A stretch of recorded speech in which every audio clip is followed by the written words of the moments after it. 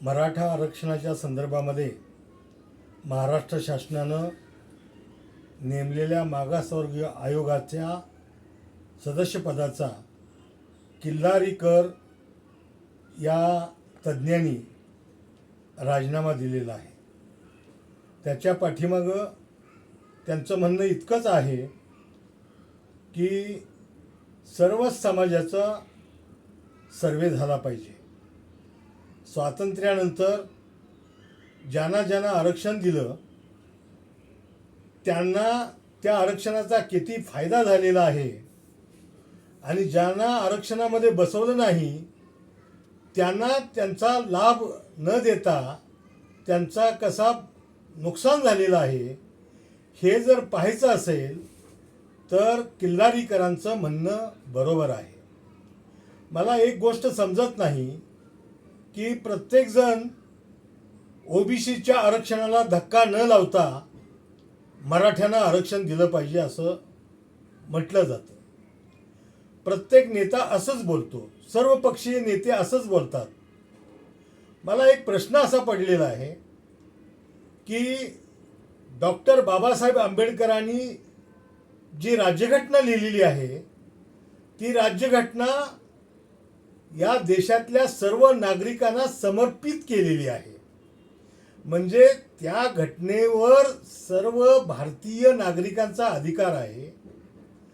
विशिष्ट समाज हा त्या घटनेच्या तरतुदीतला मालक होऊ शकत नाही। त्यामुळं कोणताही समाज हा आरक्षण आमच्या हक्काचं आहे असा दावा करू शकत नाही। ज्या समाजाला आरक्षण मिळालेलं आहे त्या समाजाची प्रगती झाली पाहिजे याबद्दल दुमत नाही, पण ज्या समाजाला आरक्षण मिळालं नाही, उदाहरणार्थ आज मनोज जरंगेंनी मराठा आरक्षणाचा मुद्दा जो लावून धरलेला आहे त्या संदर्भात जर विचार केला तर 1885 साली इंग्रजांनी जो सर्वे केला होता त्या सर्वेमध्ये पश्चिम महाराष्ट्रातील सातारा, सांगली, कोल्हापूर, सोलापूर या जिल्ह्यामधून मोठ्या प्रमाणामध्ये कुणबी जातीचं वर्णन नमूद केलेलं आहे। आणि म्हणूनच शाहू महाराजांनी 1902 साली त्यांच्या कारकिर्दीमध्ये मराठ्यांना आरक्षणामध्ये समाविष्ट केलं। पहिला नेता आहे महाराष्ट्रातला आणि देशातला की सर्व बॅकवर्ड क्लासेसना 50% आरक्षण ठेवणारा आणि त्यामध्येही मराठा नावाची जात आरक्षणामध्ये नमूद केलेली आहे। 1942 साली इंग्रजांनी 149 नंबरच्या यादीवर मराठा हा बॅकवर्ड क्लासमध्ये घातलेला आहे।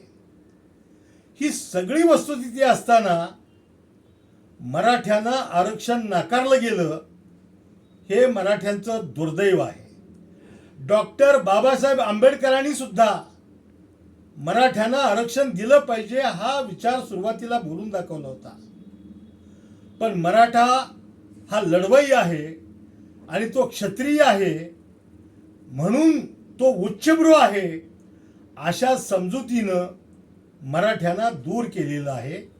ही गोष्ट योग्य नाही आणि म्हणून किल्लारीकरांचं जे म्हणणं आहे की मराठ्यांच्या सहित सर्व समाजाचं सर्वेक्षण झालं पाहिजे, सर्व जातींचं सर्वेक्षण झालं पाहिजे। त्यामध्ये मराठा समाजामध्ये सुद्धा जे पुढारलेला वर्ग आहे तो बाजूला करता येईल, ओबीसी समाजामध्ये जो पुढारलेला वर्ग आहे तो बाजूला करता येईल। उदाहरणार्थ आज ज्या छगन भुजबळबद्दल मराठ्यांच्या मनामध्ये रोष निर्माण झालेला आहे त्या छगन भुजबळच्या वक्तव्यावरूनच छगन भुजबळ किती श्रीमंत आहेत हे लक्षात येतं। आज छगन भुजबळच्या संदर्भामध्ये 7,000 कोटीची संपत्ती त्यांनी जमवली अशी चर्चा लोकांच्या मध्ये आहे आणि खुद्द छगन भुजबळनी माझी सगळी संपत्ती 500 कोटी रुपयाला मी द्यायला तयार आहे असं जाहीर केलेलं आहे. म्हणजे याचा अर्थ अगदी छगन भुजबळची संपत्ती 250 कोटी जरी असली तरी दामदुपटीनं जरी ते विकायला काढले असतील, विक्रीला काढली असेल असं जरी समजलं तरी सुद्धा 250 कोटीचा मालक, 250 कोट कशाला म्हणतात हे मराठ्यांच्या खात्यावर तुम्हाला सरासरी सरसकट मराठ्यांची जर खाती तपासली, शेतकरी मराठ्यांची खाती तपासली तर त्याच्या खात्यावर 2,500चा सुद्धा बॅलन्स सापडणं मुश्किल होईल. अशा परिस्थितीमध्ये छगन भुजबळ नावाचा ओबीसी नेता माझी प्रॉपर्टी 500 कोटीला द्यायला तयार झालेला आहे. म्हणजे त्याच्याकडे किमान 250 कोटीची तरी संपत्ती असावी असा साधारण तर्क मानायला हरकत नाही. आणि म्हणून किल्लारीकरांचं जे म्हणणं आहे की सर्व जातीचं सर्वेक्षण पुन्हा झालं पाहिजे, त्या मताशी या महाराष्ट्राचे नेते आणि शरद पवार जे सर्व जाती धर्माला बरोबर घेऊन जाण्याची विचारसरणी ज्यांच्याकडे आहे त्यांनाही माझी विनंती एक आहे की सर्व जातीमध्ये मराठा जात आहे ही लक्षात ठेवा आणि मराठा जातीचं मागासलेपण दूर करण्यासाठी सुद्धा तुम्ही प्रयत्न केला पाहिजे. आज हा शब्द सर्व मराठी मुख्यमंत्र्यांच्यावर तोलवला जातोय की मराठ्यांची सत्ता असताना देखील मराठ्यांना न्याय मिळाला नाही. खरं तर मराठे हे विश्वबंधुत्वाच्या विचाराचे मराठी आहेत, राजा शिवछत्रपतीच्या विचाराचे मराठी आहेत, सर्व जाती धर्मांना बरोबर घेऊन जाणारे मराठी आहेत. हे तरी सुद्धा मराठ्यांना न्याय मिळाला पाहिजे, मराठ्यांच्या मुलांना आरक्षण मिळालं पाहिजे, मराठ्यांची मुलं IPS अधिकारी झाली पाहिजेत, IAS अधिकारी झाली पाहिजेत. या क्षेत्रामध्ये मराठ्यांची मुलं नोकरीला कुठं आढळतील तुम्हाला? मोठ्या प्रमाणामध्ये पोलीस भरतीमध्ये एक आढळतील, शिक्षकांच्या भरतीमध्ये एक आढळतील आणि मिलिटरीमध्ये एक आढळतील.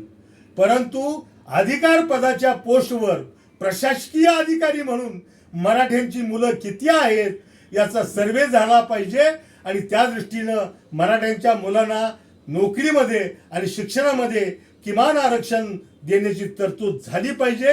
जरांगे पाटलांना मी धन्यवाद देतो की त्यांनी मराठ्यांचा लढा सुरू केलेला आहे आणि सर्व मराठी नेत्यांना माझी विनंती आहे, एक सामान्य कार्यकर्त्याची विनंती आहे की तुम्ही जरांगे पाटलाच्या पाठीमागं ठामपणे उभं राहिलं पाहिजे. जय हिंद, जय महाराष्ट्र.